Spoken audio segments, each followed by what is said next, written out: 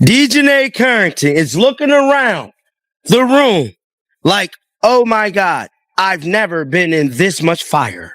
I mean, it's getting so bad that now her endorsements are potentially about to pull out on representing DiJonai Carrington. This just goes to show that DiJonai has no self-awareness in what's going on. DiJonai Carrington runs on threads immediately. White privilege at Indiana Fever. White privilege. You running around with blonde hair. It looked like you trying to be white. It looked like you trying to be a white girl. What are you talking about, white privilege? The white girl just got a technical foul for something she didn't even do. What are you talking about, white privilege, bro? This is why she should be banned from the league. They always run. It states here, Reebok is reportedly dropping their endorsement for DiJonai Carrington after she attacked Sophie Cunningham. Let's go. DJ Carrington is looking around the room like, oh my God, I've never seen this much heat. It's getting so bad that her endorsements could potentially start pulling out. This just shows that DJ has no self-awareness about what's happening. DJ Carrington immediately runs to threads. See what happened when this young lady got ejected from a WNBA game the other day for a flagrant foul on Sophie Cunningham? Did y'all see that? She got ejected from the game for that flagrant foul right there. And I'll be damned if that wasn't a flagrant two. She mugged her. Damn near came across like decapitating her, for crying out loud. That was definitely a hard foul. Make no mistake about it. Nobody can argue about it. You can say what you want. We know what we saw. No way around it. The DiJonai Carrington foul was clearly unnecessary. It was a flagrant foul penalty too. It was absolutely positively correct call. It was called the flagrant two. That's a flagrant two every single damn time in the NBA. They always run. It says here, Reebok is reportedly dropping their endorsement for DJ Carrington after she attacks Sophie Cunningham. Let's go. Clip 1. DJ Carrington just watched her entire career begin to unravel in 1 week. And the craziest part is that she caused most of the damage herself. This isn't about a referee making a bad call or a league unfairly targeting one player. It's about a hard foul that could have disappeared after one news cycle. Music.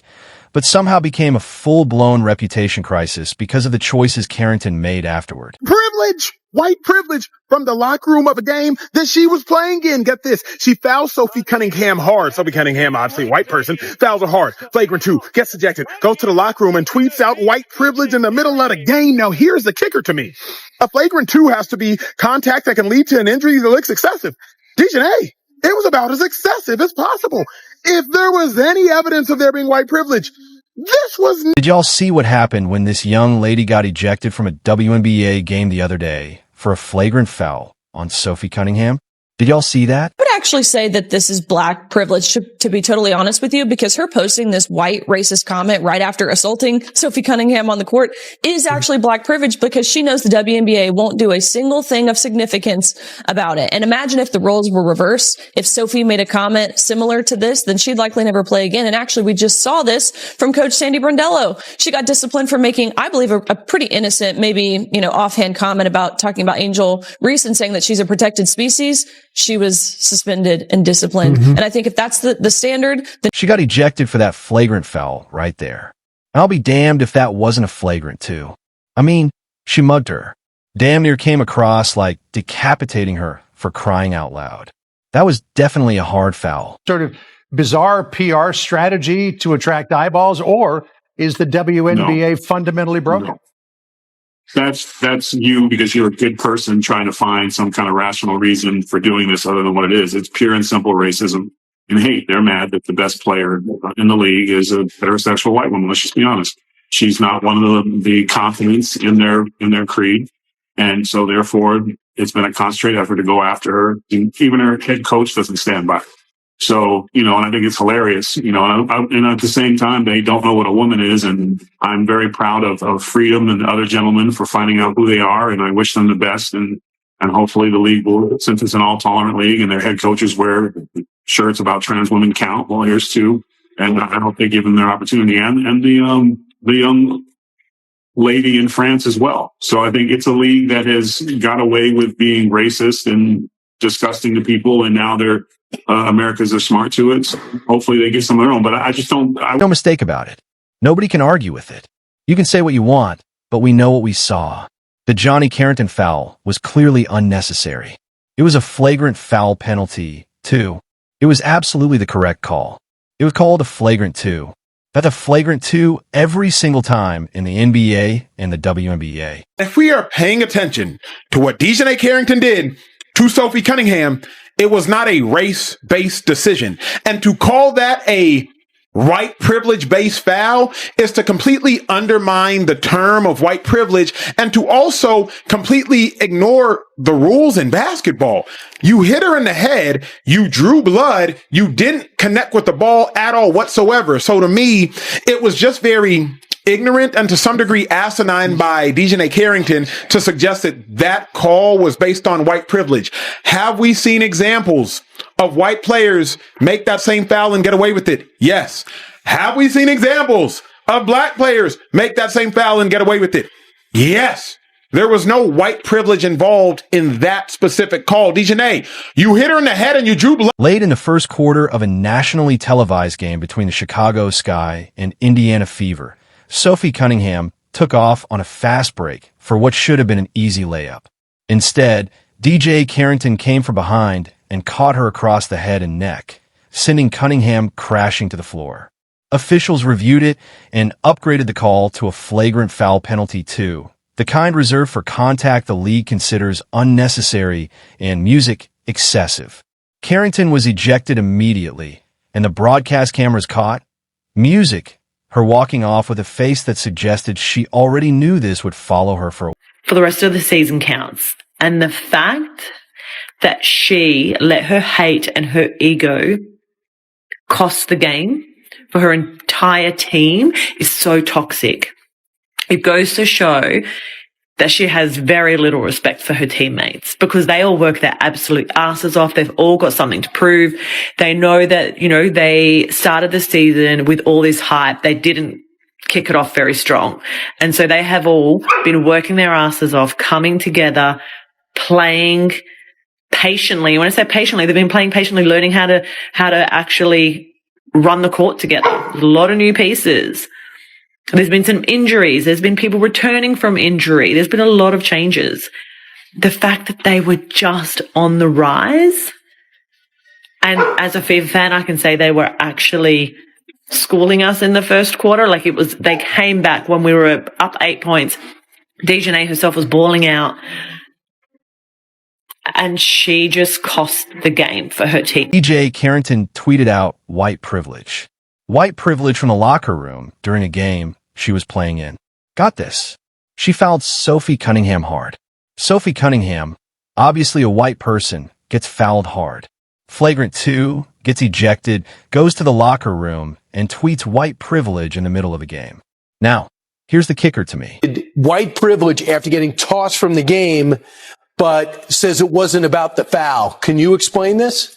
No, I can't. When she tweeted white privilege, she did it so quickly, it was almost as though she had the phone in her pocket after this foul and she got ejected. So, to say she wasn't referring to this play or getting kicked out and saying that the only reason she got kicked out and it got upgraded is because Sophie Cunningham is white is crazy. It was a crazy thing to tweet, maybe crazier than to try to act like it had nothing to do with the play. So I have no idea what she's talking about. I don't think anybody can have any idea what she's talking about. A flagrant 2 has to be contact that can lead to an injury and looks excessive. DJ, it was about as excessive as possible. If there was any evidence of white privilege, this was not it. Now, here's where DiJonai Carrington had a choice to make. And she made the wrong one almost instantly. Oh my God, it's getting real. It is getting very much real. For in the field, for them pockets. That's what I like to see. Pockets getting hit hard, bro. Hard. Because somebody need to hold these players accountable for the stupidity they have been putting out. Because it has been a lot of stupidity. And to add even more salt to injuries, thousands of people are calling for Reebok to drop their endorsement for DiJonai Carrington after she attacked Sophie Cunningham.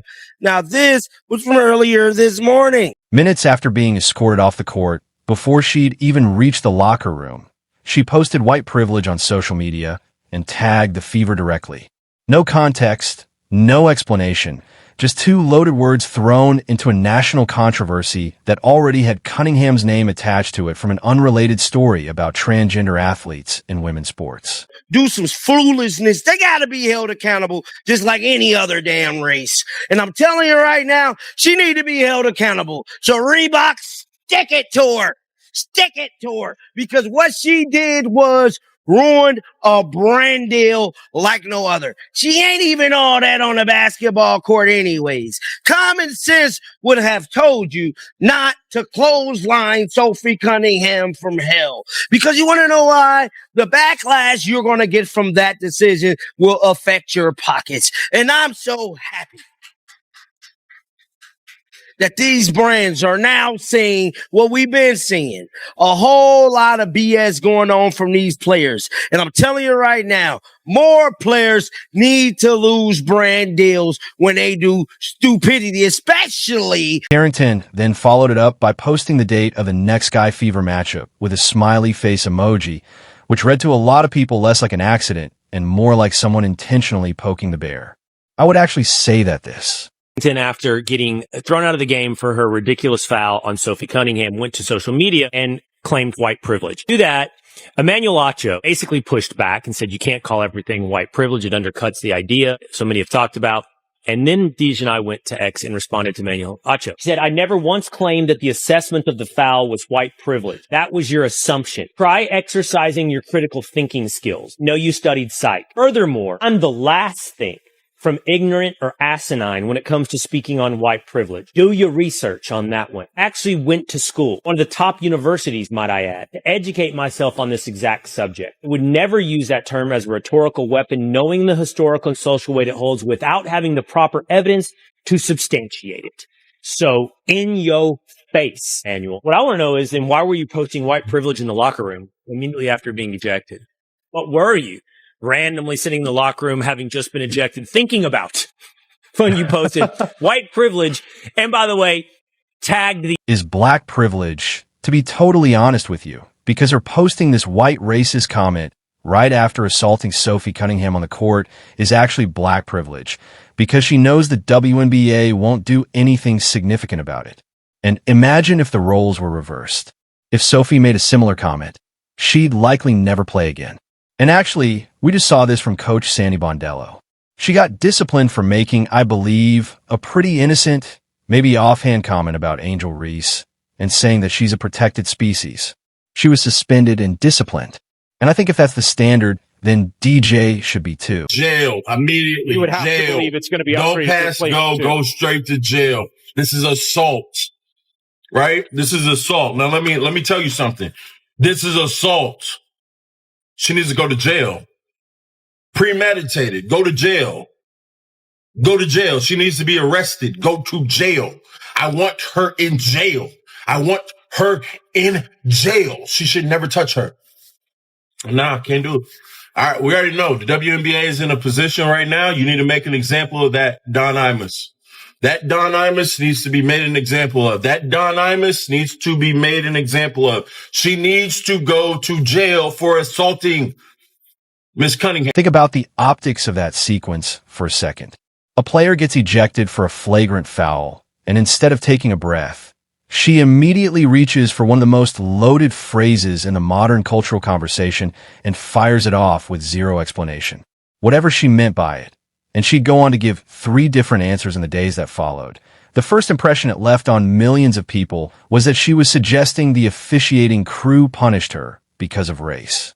That's an enormous accusation to make, even implicitly.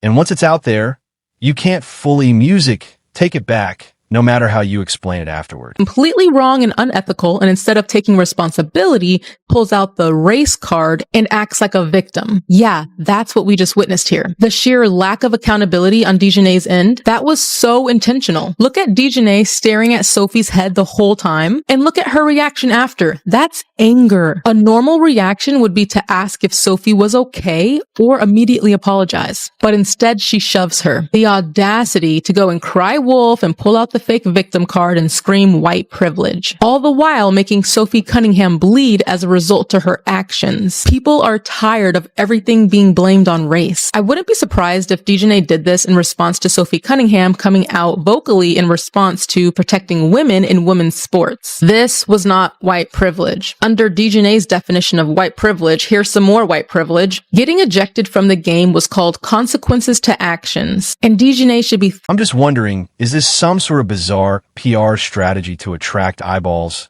Or music? Is the WNBA fundamentally broken? Clip 1.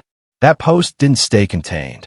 It spread across basketball social media within hours and stopped being a story about a hard foul, turning into a story about race, intent, and whether Carrington was using a serious phrase to cover for a dirty play. This is where her whole situation started spiraling, because instead of discussing a flagrant foul that could happen to anyone, it became about whether DiJonai Carrington had accused the officiating crew and, by extension, the league of bias with music. Zero evidence.